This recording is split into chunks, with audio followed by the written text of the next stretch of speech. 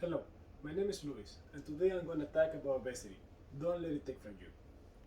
To begin with, do you know that over 70% of Americans are overweight, and out of that 70%, 40% of them have obesity?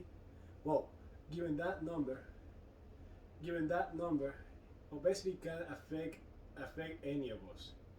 So, my goal for my goal for today is to my goal for today is to teach you guys about obesity, about how it can cause you harm, and how you can solve that, and why it is overcomplicated. So, food defines us. It not only defines how we look on the long term, but it also defines how we perform. The food that we eat defines how we do through the day.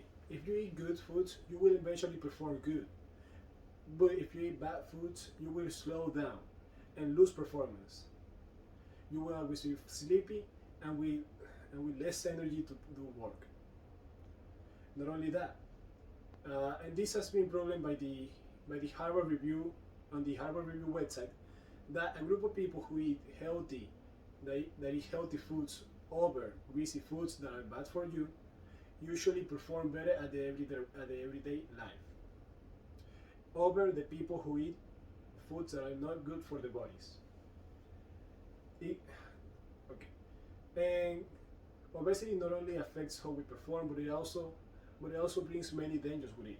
Not for the short term as performance, but also for the long term, as diseases that can take longer to to heal or just can't be healed. For example, there is diabetes, there is heart disease and stroke. Obesity is just a problem that can end in many ways, and these ways are not good ways. So keep in mind that obesity is very dangerous, and it affects the majority of people in America. But there is always a solution. There is always a solution to the problems that we face, and the first solution that I can give you is to exercise. Now you might think that you will have to do 3 hours of exercise, some crazy exercise. But that's when I say that it is overcomplicated because you don't have to. 1 hour of exercise, 1 to 2 hours is enough for the body to recover from the food that you eat. As proven by the Harvard Health Center on their website, adults need about 2.5 hours of exercise, and kids about 1 to 2 hours. And this doesn't mean something extreme like weightlifting. This can be something like running, jogging, or even speed walking. Just keep in mind that you have to do some kind of exercise and have physical activity in your life. But exercise is not everything that there is to eat. You also have to consume foods that are beneficial for you. So this means that you have to pick foods like whole grains and dairy, like chicken, beef, eggs, milk, over things like the fast food that you get at McDonald's. Eventually, eating this food will give you more energy and less fats than the fast food that is bad for you. This food will help you to perform better and to be a better person and to get better results. And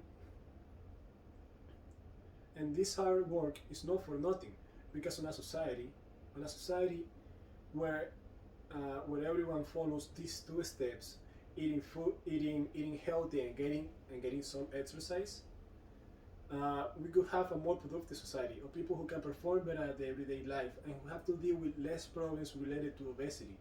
Not only that, but Americans wouldn't be so dependent on the healthcare system, meaning that they wouldn't have to be constantly getting medicines and pills or whatever they need to solve or relieve the pain or the problems that diseases given to them from obesity cause them. And and this is good because at the end, it not only creates a better society, but it also saves people a lot of money.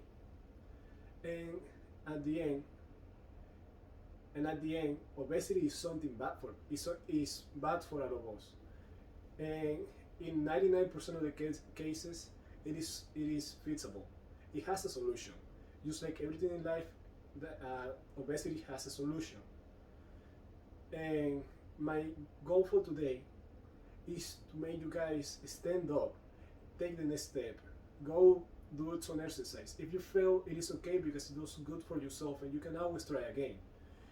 Be conscious about what you eat and try to do better every day to excel at what you at the task that you do. Keep in mind that you have to choose better foods, do some exercise, and keep consistencies. And keep in mind this: it is never wrong to have a cheat meal, and this is a fact. You don't have to be a slave of diet.